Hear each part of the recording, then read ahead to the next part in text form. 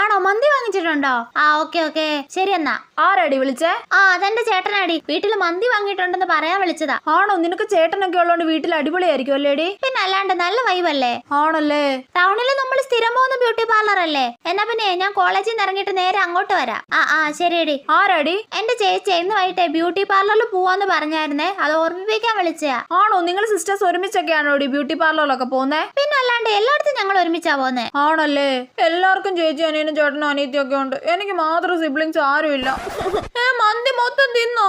ഞാൻ ക്ലാസ് വിട്ട് വരട്ടെ, നിന്നെ ഞാൻ ശരിയാക്കുന്നുണ്ട്. എന്താടി, എന്താ പ്രശ്നം? അവൻ എന്റെ മന്തി മൊത്തം തിന്നടി. എന്റെ പൊന്നോ, എന്റെ വീട്ടിൽ ഇതുപോലെ അടി. ഞങ്ങൾ തമ്മിൽ എന്നും ഫുഡിനടിയാ. ഷെടാ, ഫുഡിനടിയോ? മോളെ ഈ ഐസ്ക്രീം ഒക്കെ തിന്നു തീർക്കടി. ബിരിയാണി കഴിച്ചു കഴിഞ്ഞിട്ട് തിന്നാ അമ്മേ. മോളെ കുറച്ച് ബിരിയാണി കൂടി ഇടട്ടേടി. ബാക്കി വൈകുന്നേരം കഴിക്കാൻ പാപ്പ, വയറ് നിറഞ്ഞ്. എന്റെ പൊന്നോ, ഫുഡൊന്നും ഞാൻ അങ്ങനെ ആർക്കും ഷെയർ ചെയ്യൂല. എനിക്ക് സിബ്ലിങ്സ് ഒന്നും വേണ്ട. അല്ല പിന്നെ